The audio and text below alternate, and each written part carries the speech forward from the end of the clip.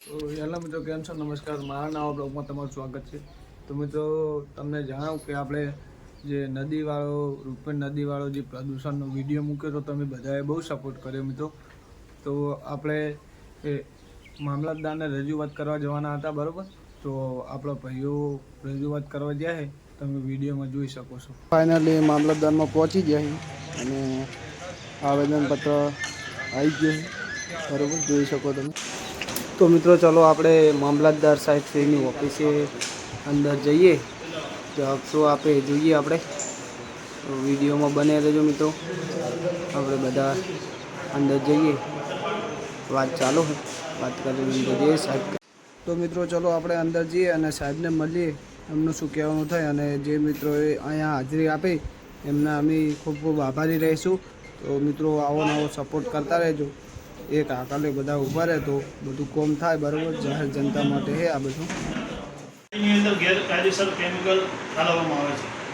તો અમારી શંખેશ્વર તાલુકા કોંગ્રેસ પરિવાર તથા યુવા આઝાદ સંગઠન અને પર્યાવરણ પ્રેમીઓ દ્વારા અમે તમને રજૂઆત કરીએ કે વહેલામાં વહેલી તકે આની તટસ્થ તપાસ કરવામાં આવે અને આ કેમિકલ બંધ કરવામાં આવે, જેથી આ વિસ્તારની અંદર હજારો હેક્ટર જમીન બરબાદ ના થાય. પશુપાલકો અને જે ગામડાના જે નદી તટના જે માણસો હોય તે ખેતીમાં જાય, આ પાણીનો ઉપયોગ પીવામાં અને ખેતીમાં કરતા હોય અને પોતાના પશુપાલકોને પણ પીવડાવવા માટે ઉપયોગ કરતા હોય.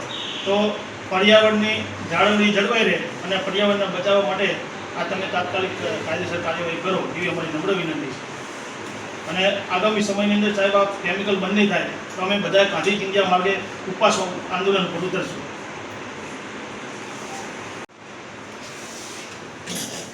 તો મિત્રો, તમે જેમ વિડીયોમાં જોયું કે આપણા ભાઈઓ બધા મામલતદારમાં જઈને મામલતદાર સાહેબને આવેદનપત્ર આપી દીધું હોય અને પ્રદૂષણ વિભાગને પણ જાહેરાત કરી દીધી, બરાબર? જેથી કરી આપણે જે રૂપેણ નદી છે તે બચી શકે અને આવું પ્રદૂષણનું પાણી અંદર જે પણ નાખતું હોય અને કાયદેસરની કાર્યવાહી થઈ શકે. તો મિત્રો, મને જાણવામાં મળ્યું છે ત્યાં સુધી જે બોચરાજીથી મહેસાણા જોડે એક ખારી નદી એ આપણી રૂપેણ નદીને મળે છે. એનું ખારી નદીનું કેમિકલનું પાણી આપણે રૂપેણ નદીમાં પડવાથી આપણી રૂપેણ નદી ખરાબ થઈ.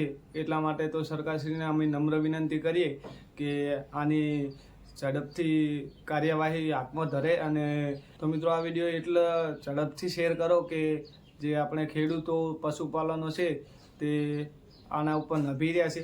એટલા માટે સરકારશ્રીનું ધ્યાન આના ઉપર દોરે અને આપણે રજૂઆત ઝડપથી શરૂ કરે, આના ઉપર કાર્યવાહી જે કરવાની હોય.